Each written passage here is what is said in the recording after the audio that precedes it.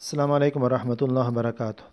Dear students, یہ Punjab public service commission کے female lecture اسلامیات کے انٹرویو کے سوالات ہیں جو کہ بہت ہی اہم ہیں۔ اس کے جوابات بھی میں آپ کے سامنے پیش کر رہا ہوں۔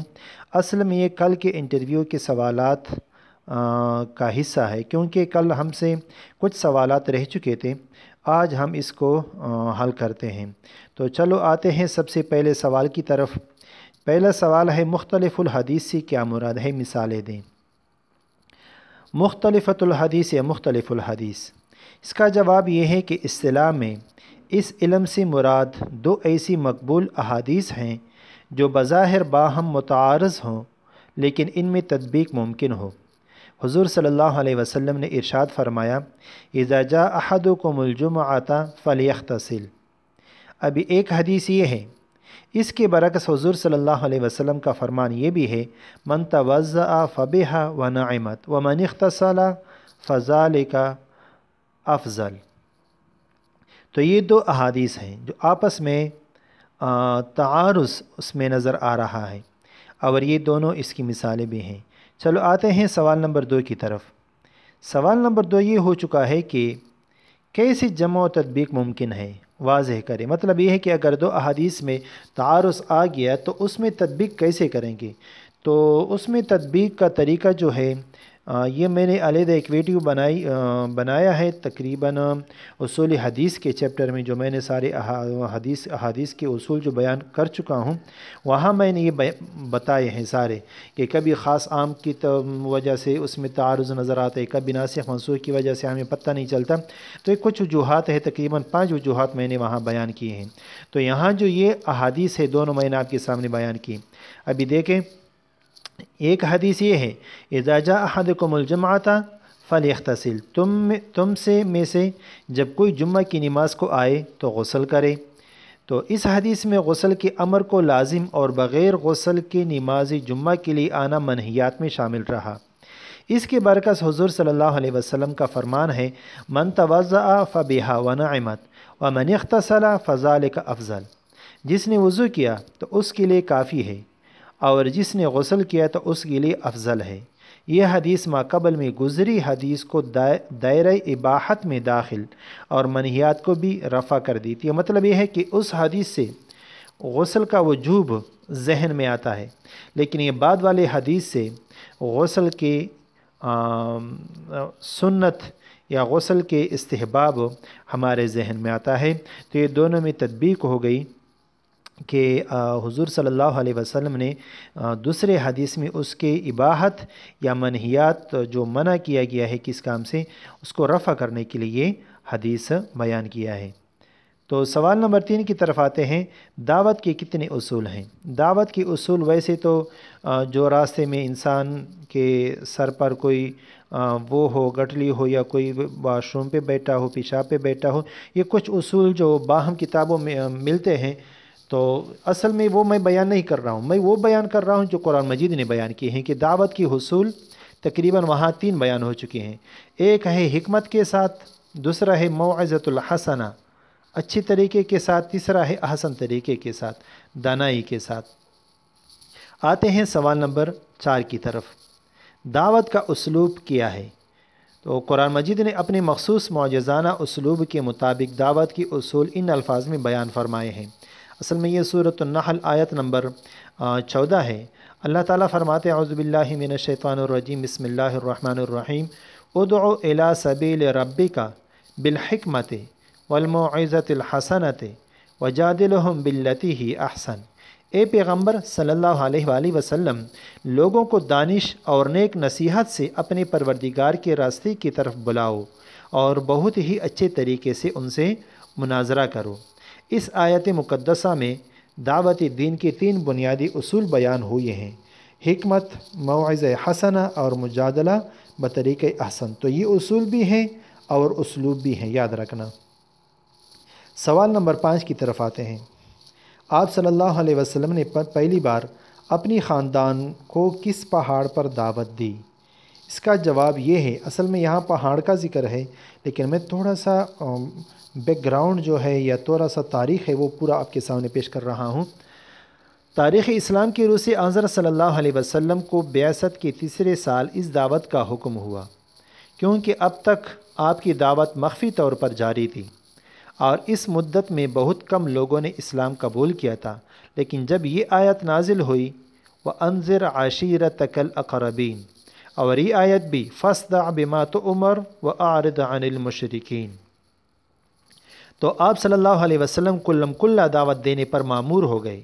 اس کی ابتدا اپنے قریبی رشتہ داروں سے کرنے کا حکم ہوا۔ اس دعوت اور تبلیغ کی اجمالی کیفیت کچھ اس طرح سے ہے۔ حضرت صلی اللہ علیہ وسلم نے اپنے قریبی رشتہ داروں کو جناب ابو طالب کے گھر میں دعوت دی۔ اس میں تقریباً 40 افراد شریک ہوئے۔ آپ کے چچاؤں میں سے ابو طالب، حمزہ اور ابو لہب نے بھی شرکت کی۔ تو دعوت کا پروگرام تھا، 40 افراد شامل تھے۔ دوسرے دن پھر دعوت کا پروگرام تھا۔ تو یہاں جو پہلے خاندان کو دعوت مل چکی ہے وہ ابو طالب کے گھر میں۔ اور اگر پہاڑ کا ذکر ہو جائے کہ نہیں پہاڑ بتائیں تو پھر وہ کوہ صفا ہوگا، یاد رکھنا، ٹھیک ہے۔ آتے ہیں سوال نمبر 6 کی طرف۔ اس کی بھی تھوڑی سی تفصیل میں بیان کر رہا ہوں کیونکہ یہ مختصر الفاظ میں بیان نہیں ہوتا، اور یہ ہے کہ ادھر سوال ایک لکھا ہوا ہے لیکن اصل میں یہ 3 سوالات ہیں۔ سوال یہ ہے اگر میرے دائیں ہاتھ پر سورج اور بائیں پر چاند بھی رکھ دیں تو یہ الفاظ نبی کریم صلی اللہ علیہ وسلم نے کس کو فرمائے تھے، کب فرمائے تھے اور کیوں فرمائے تھے؟ 3 سوالات ہیں، کس کو، کب اور کیوں۔ جواب یہ ہے سیدنا علیہ الصلاۃ والسلام نے حق کا پرچار جاری رکھا اور باطل کی تکذیب کرتے رہے۔ اہل مکہ سے صبر نہ ہو سکا، وہ دوبارہ ابو طالب کے پاس آئے اور سختی سے مطالبہ کیا کہ اپنے بھتیجے کو ان باتوں سے روک دو یا اس کی حمایت سے دستبردار ہو جاؤ، ورنہ ہم سب تمہارے خلاف جنگ کریں گے یہاں تک کہ فریقین میں سے ایک دنیا میں نہ رہے۔ ابو طالب کو اپنی یتیم بھتیجے کی فکر ہوئی اور انہیں بلا کر سمجھانے لگے۔ حضور صلی اللہ علیہ وسلم نے جب اپنے مہربان چچا کے منہ سے تبلیغ حق ترک کر دینے کا مشورہ سنا تو فرمایا خدا کی قسم وہ میرے دائیں ہاتھ پر سورج اور بائیں ہاتھ میں چاند لا کر رکھ دیں اور یہ چاہے کہ میں خدا کا حکم اس کی مخلوق کو نہ پہنچاؤں، میں ہرگز اس کے لیے آمادہ نہیں ہوں، یہاں تک کہ خدا کا سچا دین لوگوں میں پھیل جائے، یا کم از کم میں اس جد و جہد میں اپنی جان دے دوں۔ تو یہ حضور صلی اللہ علیہ وسلم نے الفاظ ابو طالب سے کہہ دی۔ کب کہے؟ کہ جب یہ قریشی مکہ والے آ گئے دوبارہ۔ ابو طالب نے جب اپنے بھتیجے کا یہ عزم دیکھا تو کہا تم اپنا کام کرتے رہو، میں تمہاری حمایت سے کسی وقت بھی دستبردار نہیں ہوں گا۔ کیوں کہے فرمائے؟ اسی وجہ سے فرمائے کہ ابو طالب نے مطالبہ کیا ان سے۔ 3 سوالات اس میں حل ہو گئے۔ آتے ہیں سوال نمبر 7 کی طرف۔ اصول اربعہ سے کیا مراد ہے؟ کتب اربعہ یا اصول اربعہ سے شیعوں کی 4 معتبر حدیثی کتب کو کہا جاتا ہے، یہ مراد ہے۔ سوال نمبر 8، کتب کے نام اور یہ کس موضوع پر ہے؟ یاد رکھنا یہ 4 کتابیں جو ہیں، ایک کا نام ہے الکافی، دوسرا من لا یحضرہ الفقیہ، تیسرا تہذیب الاحکام اور چوتھا الاستبصار۔ یہ 4 کتابیں کس موضوع پر ہیں؟ تھوڑی سی تفصیل بھی بیان کر رہا ہوں۔ الکافی پہلا کتاب، یہ 3 حصے میں تقسیم ہے۔ پہلے حصے کو کہتے ہیں اصول کافی، دوسرا فروعی کافی اور تیسرا روضۃ الکافی۔ یہ محمد بن یعقوب الکلینی الرازی المتوفی 329 ہجری انہوں نے لکھی ہے، اور اس میں کل احادیث جو ہے یا اس کا موضوع احادیث ہے، احادیث مشتمل ہے اس میں 15,176 احادیث۔ دوسرا کتاب من لا یحضرہ الفقیہ، یہ محمد بن علی بن بابویہ 9,044 احادیث اس میں موجود ہے۔ تہذیب الاحکام، یہ مصنف ایک ہے، کتابیں 2 ہیں، تہذیب الاحکام اور الاستبصار دونوں شیخ محمد طوسی صاحب نے لکھی ہیں۔ تہذیب الاحکام میں 13,590 احادیث ہیں اور الاستبصار میں 5,511 احادیث ہیں۔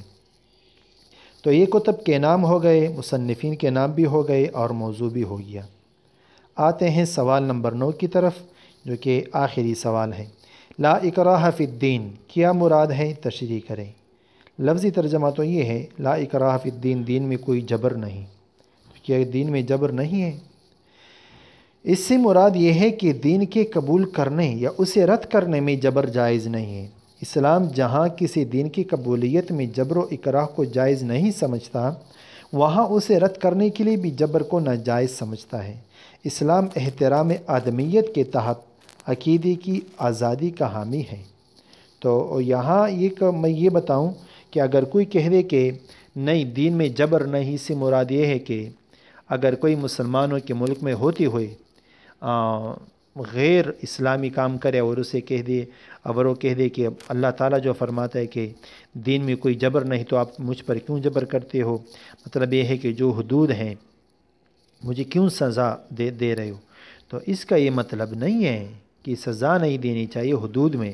جب ایک دفعہ اسلامی ملک میں ہوتے ہوئے وہاں پر سزا ہوگی ضرور آپ کو، لیکن یہ ہے کہ قبولیت اسلام میں، قبولیت ایمان میں آپ پر جبر نہیں کیا جائے گا۔ بہرحال اس میں جبر ہے کہ آپ کیا کریں، وہ کرے حکومت کے خلاف، دینی حکومت کے خلاف، یا اس میں کسی شعائر اسلام میں سے کسی شعائر کے خلاف کوئی کارروائی کریں، اس میں آپ پر جبر کیا جائے گا، یا جو حدود ہیں، تعزیرات ہیں، وہ آپ پر بھی لاگو ہو جائیں گے۔ یہاں تک آپ کا انٹرویو مکمل ہوا۔ شکریہ، جزاکم اللہ۔